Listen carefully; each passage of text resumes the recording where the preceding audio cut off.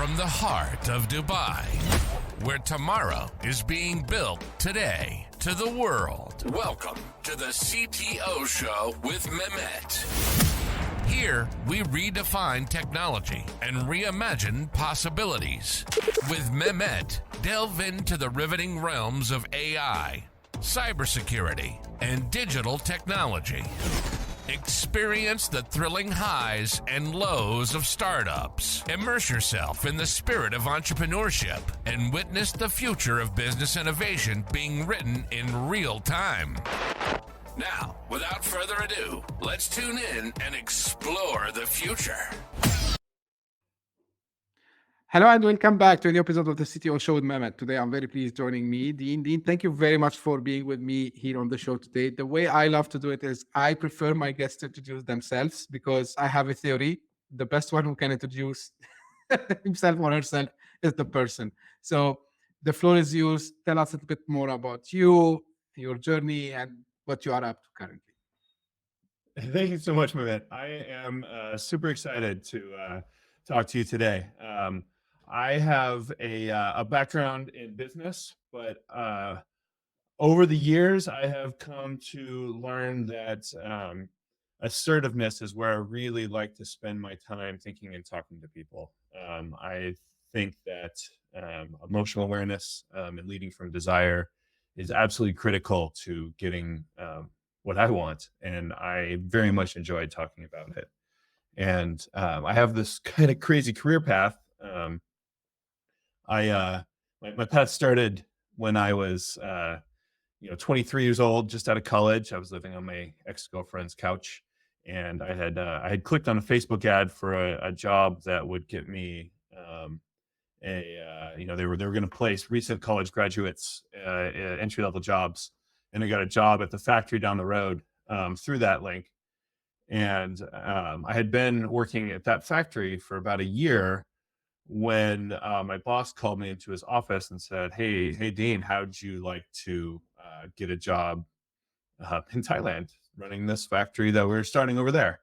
And I said, no, I'm going into the Peace Corps. And that was a Friday. Monday, I came back. And so I think about that job.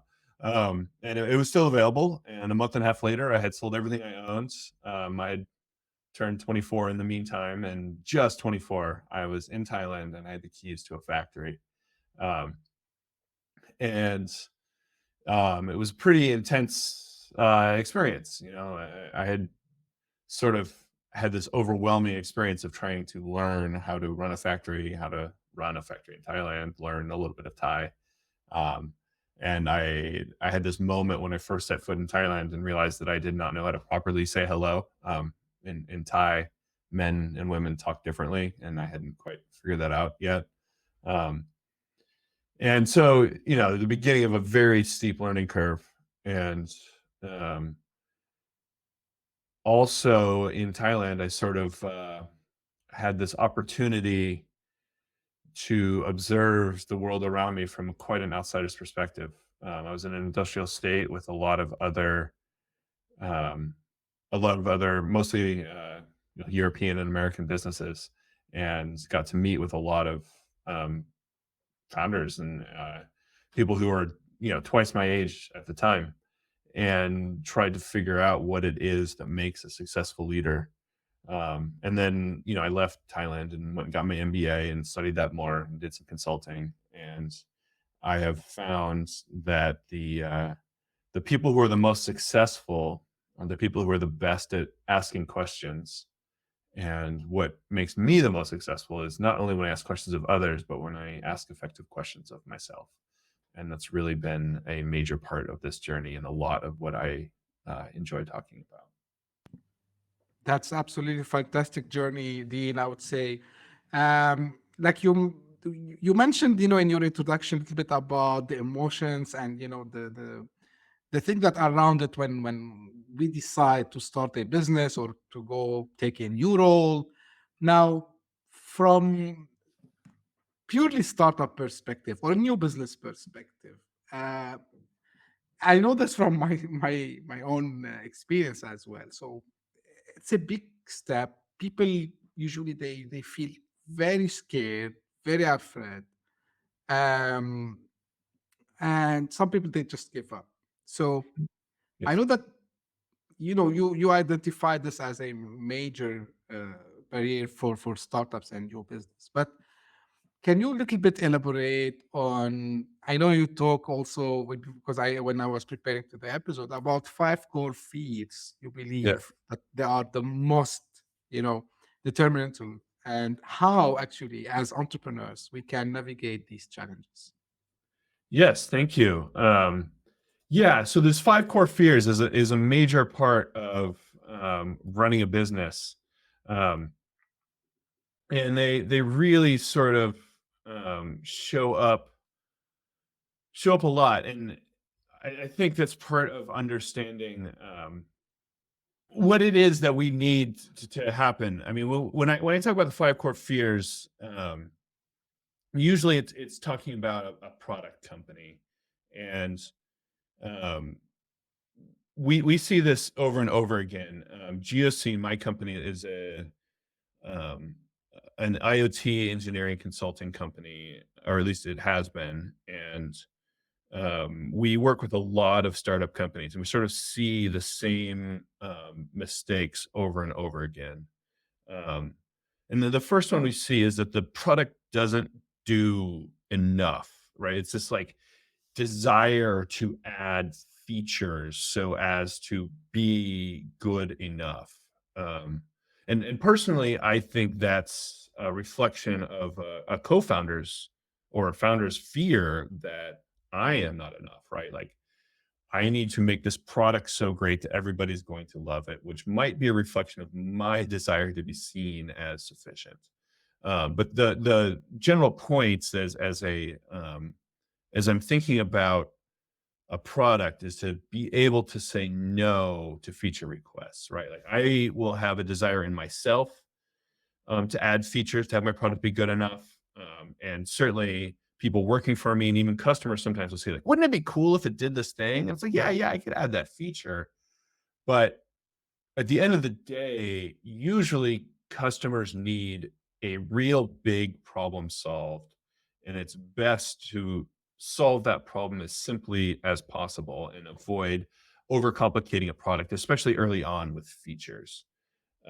We've certainly all used tech products that, it's just like this used to be great, but then every year we've added features to it, and I've kind of lost track of what all these features are and what they do. And really, I just need it to work. Um, another fear that comes up very often with early stage products is fear that the product doesn't look good enough. We're all spoiled by our iPhones and whatever else. He's like very beautiful, incredibly well engineered products. Um, but making a product look good is expensive. And if it's a B2B product, like a project box is probably fine. It just needs to actually solve a problem. And it almost certainly doesn't need to come in a well-designed box. I think Apple also spoiled us with very beautiful boxes, but like I'm going to throw that away right away. And I'm not Apple, and I don't have Apple's money. I'm a startup. I mean, just make a product that solves a problem. Um, the third one that I like to talk about is testing. Um, Testing is really scary for a startup, right? Like I want to get my product in the market as soon as possible. I want to get revenue as soon as possible. And also, like, what if it fails? What if, testing reveals that the product isn't going to work? Like that's a scary moment to like, I want to slow down. I want to spend money to test and potentially fail before I even get the product on the market. Like I've got a limited runway. Like let me just put it on the market and deal with failures later. And we've definitely seen this in the past.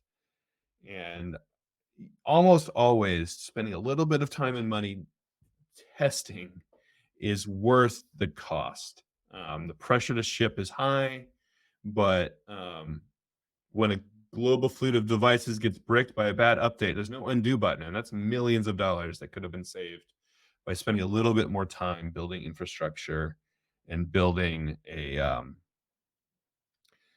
a good testing plan that actually works. And that sort of infrastructure thing is a big deal that startups often skip. The fourth one is a fear of asking for help.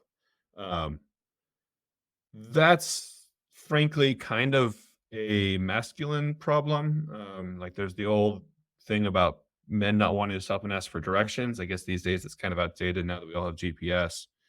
But help is useful. Um, there are people out there that are really, really good at solving almost any problem that you're facing. And unless the problem that you're trying to solve is a core feature of your product, it's almost always better to ask somebody else to solve it.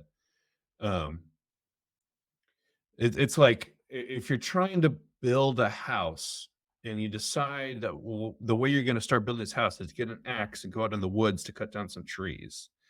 Like it's not the fastest way to build a house. We should say like, I want a house that has 3 rooms and 2 bathrooms, and then hire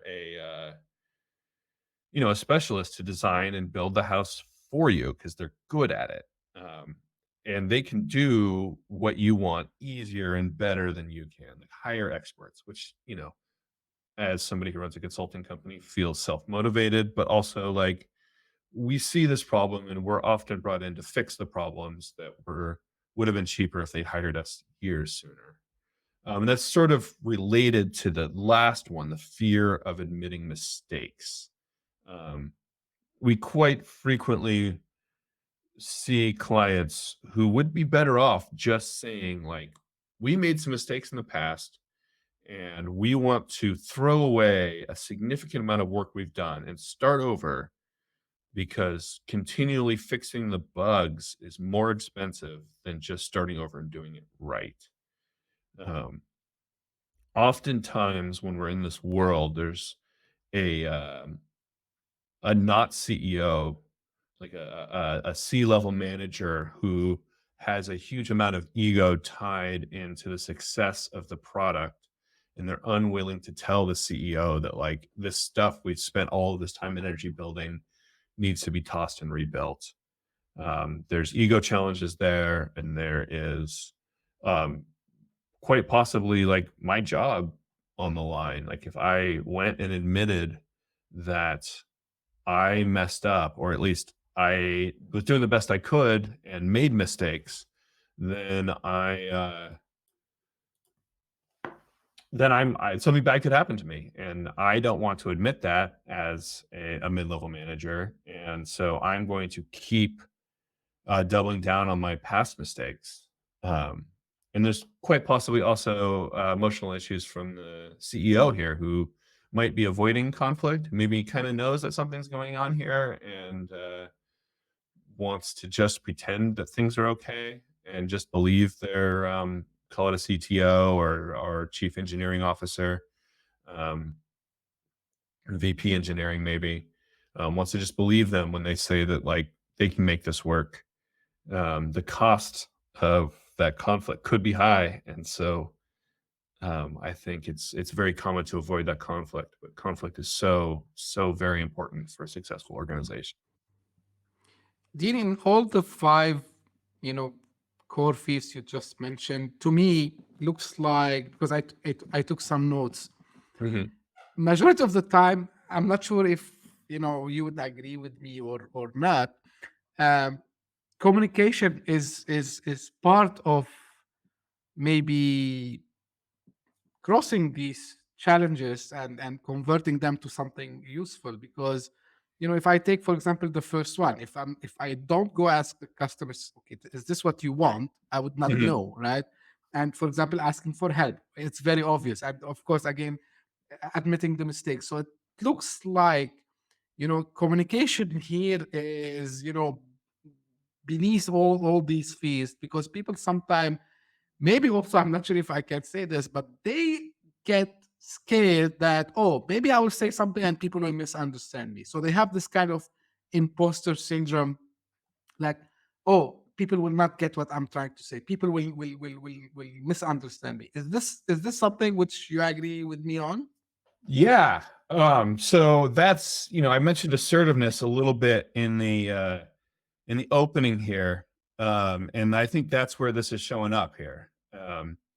There's in order to be assertive, there's a quote from an author by the name of David Rico.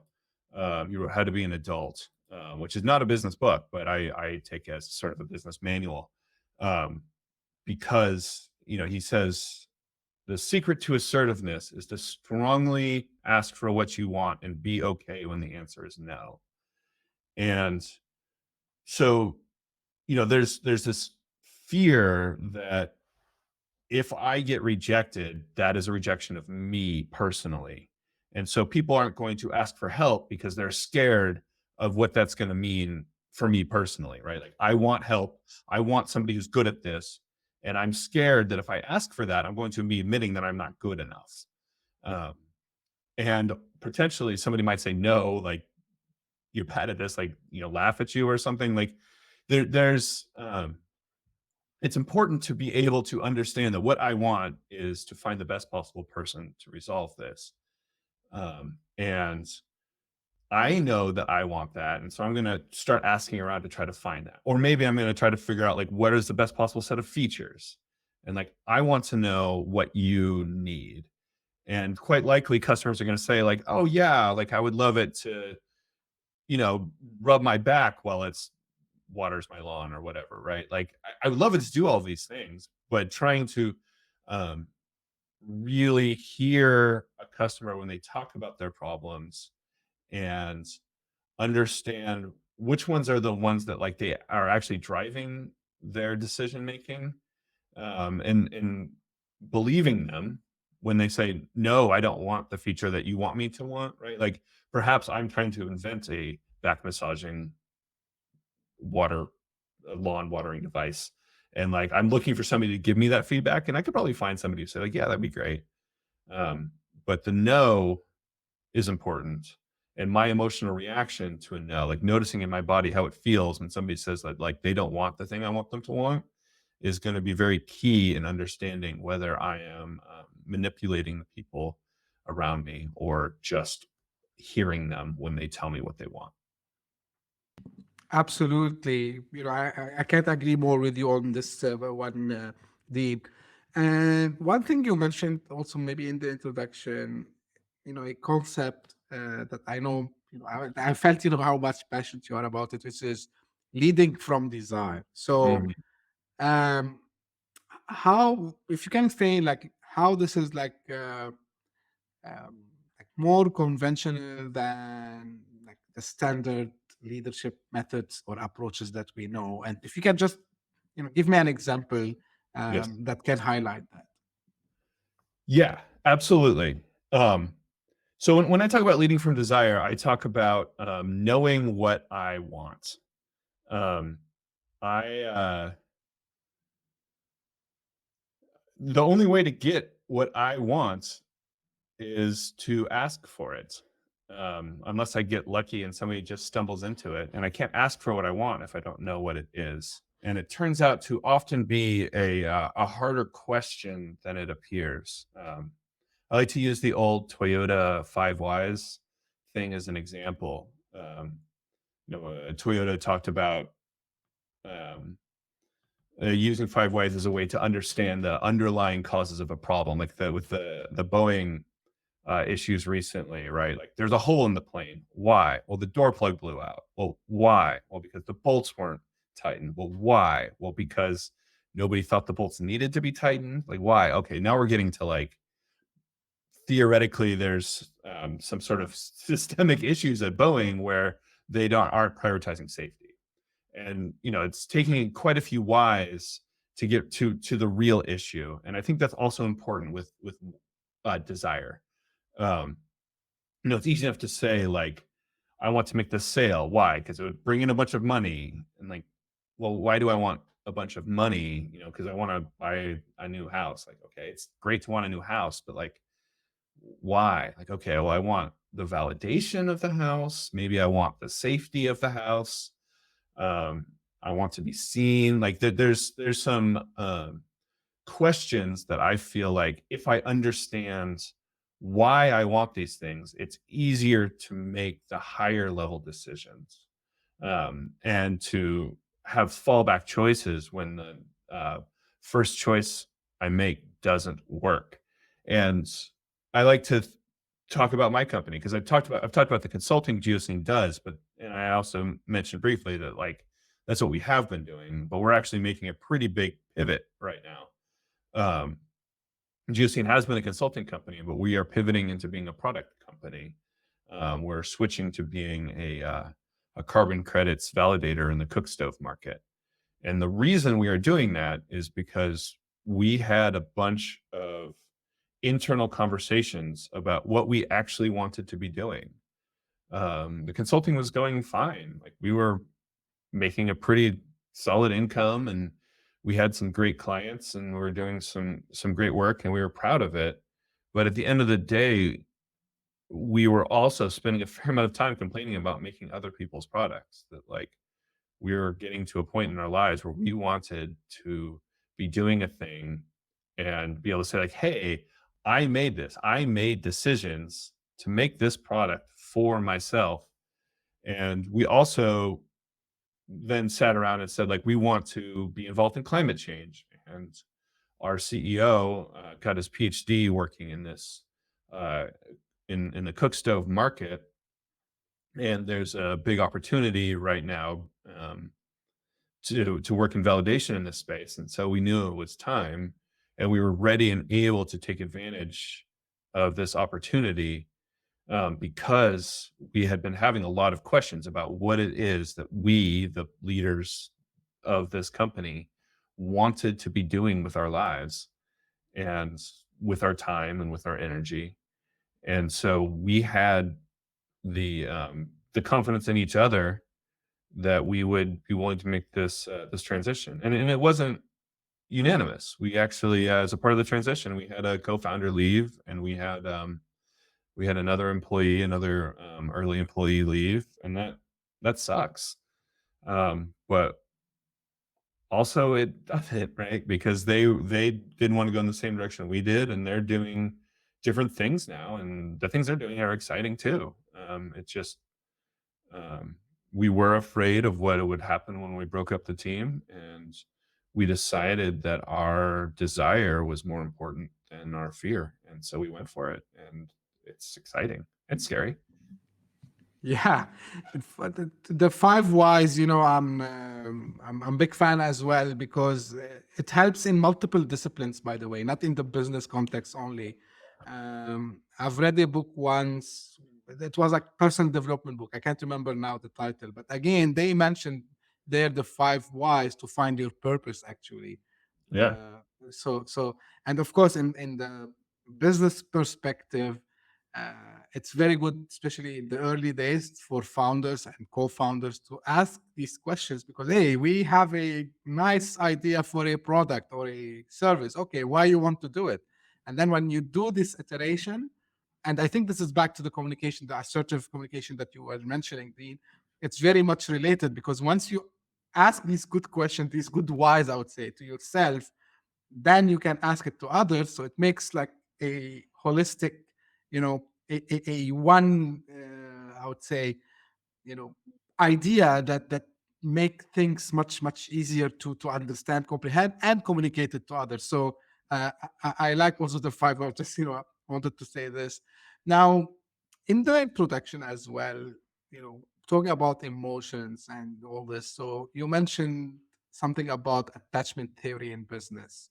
Hmm. Um, so why it's important and how understanding this attachment thing can help us in business context, for example, having bad partnerships, or maybe get attached to a feature in a product perspective. So if you can shed some lights on the attachment theory in business. Yes, of course. Thank you for asking about that. Attachment theory is a pretty significant theory in human relationships.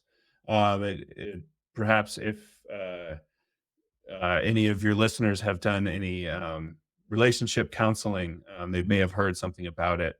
Um, it's the basic idea is that as young kids, we learned that safety came from either um, trying to control or avoid being close with our parents. Like you can watch very young children and how they relate to their parents and say like, oh, okay, they are either anxiously attached or avoidant attached, generally speaking, and that those patterns show up in adults as well. Um, and usually this is talked about in the terms of romantic relationships, but it's also generally quite observable in other sorts of relationships. And usually we find that people who are generally anxious attached will find themselves in relationships with people who are avoidant attached. That there's something about the different strengths that people find attractive and also, infuriating. Um, and so it's useful to understand these dynamics, to understand how people are relating to one another in a business, especially co-founders. That's a strong, very important relationship with that often has attachment uh, strung along with it. But people will usually relate to many people in their life in similar ways. Not always. It's entirely possible for somebody to be anxiously attached with one person and avoidant attached with another simultaneously. But the way this often shows up is you'll see one partner who is anxiously attached, who is um, more likely to create a conflict with somebody who is avoidant attached, and also more likely to try to repair the relationship after sort of a break. So the anxious attached partner will come in and say, "Hey, I think you're not pulling your weight. I need you to do X, Y, and Z." And the avoidant attached partner will say, like, "No, no, it's fine. Like maybe we shouldn't be doing that, or maybe you know that isn't important, or you're crazy that we need to do that, or whatever." And then the anxious attached partner will get frustrated and sort of disappear, and then come back and be like, "I'm sorry that like I put that on you. You're right. Like maybe it's not important, or maybe I can handle it, or maybe we'll hire someone else to do it." And often that will cycle, where there will be a pattern of the anxious attached partner creating a fight with the avoidant attached partner, and then sort of a back and forth happening as the tension grows, and then there being some sort of a break between them, and then the um, avoidant attached partner sort of um, has some distance from the anxious attached person. The anxious attached person storms off, and then the um, eventually the anxious attached person comes back and repairs the relationship, and then they cycle again. Happens in romantic relationships, happens in professional relationships. It's worth understanding. It's very hard to break out of, but it is definitely possible. And the way to break out of it is through the assertiveness and self-awareness stuff, um, or just changing the dynamic. But it's hard. Yeah. Now, if I want to combine what we talked about today, Dean, like, Yeah. whether it's about, we talked about the fears and how they can overcome them. We talked about, the communication. We talked about the attachment theory, and we talked about the desire. Of course, at the core of every startup is a value that the co-founders, they sit together and they put, and it Yeah. defines, of course, the trajectory of that startup plus the culture of this startup. So if I want to take all this and I want to put it in a way that I can build a value that can last for longer time, and I'm saying longer time, and I asked this to co-founders, I asked this to coaches on the show, I asked to many people, and I like to get these insights because everyone has their own view about it. My question always is the following: why the culture divert at some stage? There's a breaking point. Mhm. After that, you start to see things getting messy. Mhm. So, first, will this help to maintain this culture that the co-founders put together at the very beginning, and how they can maintain this using these, theories and the leadership style? How they can maintain as long as possible the same culture, the same intimacy, if you want to call it, when they start it all together? Because at some point, we know it breaks. Mhm. Yeah, I mean, I guess there's I guess my reaction is like, do we need to keep it together for a long time? That feels like trying to control an outcome, which feels sort of manipulative, right? Like we're going to try to reach a goal, like what we wanted years ago is what we still want. And maybe you do, right? If the co-founders are able to come together and say, like, what do I want now? Like what I want now is the same thing I wanted then, and like we can agree on that. And maybe they're going to come together and say, like, actually, I don't still want that, or maybe, in retrospect, I'm learning that, like, I think I said I wanted that, but I want something different. And I think the best approach to creating a successful company is to have the flexibility to be aware of my desires in fairly real time, so that I can adjust. That, like, maybe one of the partners needs to leave, or maybe one of the or maybe the company needs to pivot, or the values need to change. But what I want now, as the person I am now, with my current life state, or the current state of the company, or the current state of the market, or the economy, or whatever the factors are that are affecting this, are different. Um, I guess I would recommend designing a company around um, being agile and flexible, as opposed to trying to create a value system that will last forever, or at least for a very long time. That's I like to hear different opinions, different approaches. I'm learning. It's a learning curve for me also as well. And thank you for sharing that, Dean. As we come close to the end, if I want to, because you've done it all and you've seen it all, so if you want to give a couple of, advice for fellow entrepreneurs who are Mhm. just starting out, or they are on the verge of starting out, especially the ones who might be currently sitting and facing maybe a pivot, or about to take a major decision point. So what is like final advice you can give us? Yeah, I mean, I would go back to those 5 ways. I really ask myself, what is it that I want, and try to make decisions for my desire, as opposed to what I think I should be doing. I would really keep in mind um, the set of expectations that have been placed on me by others, and instead um, think about what is important to me as a person, because the only way I'm ever going to be happy and get what I want is if I do what I know I want, that's important to me in my core. That's great advice. Dean, finally, um, this is a question I ask also to all my guests. Anything that I didn't touch base, you want to mention it, and also like where people can get in touch with you and know more about your current company? Yeah, I definitely recommend checking out geocene.com. Our companies, we're moving hard into this carbon credit validation space. Absolutely love talking about carbon credits. Definitely love talking about cookstoves, and also love talking about the impact of emotions, assertiveness, and attachment theory as it relates to business. If you're interested in any of that, reach out to me. You can hit our contact form that goes to me. Um, so I'd love to hear from you. Sure, I will make sure I will put the link in the show notes.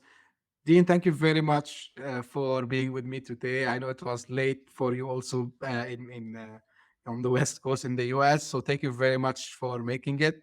And this is for the audience. If you just discovered this podcast by luck, thank you for passing by. If you did like this episode, please subscribe to our podcast. We're available on all podcasting platforms, and tell your friends and colleagues about it. And if you are one of the loyal followers who keep coming and keep sending me their messages, thank you very much for doing so. Please keep them coming. And thank you very much for tuning in. We will meet again very soon. Thank you. Bye-bye. Great. Hit that subscribe button, share the show with your tech-savvy friends and fellow entrepreneurs, and leave us a review on your favorite podcast app. Your support means the world to us.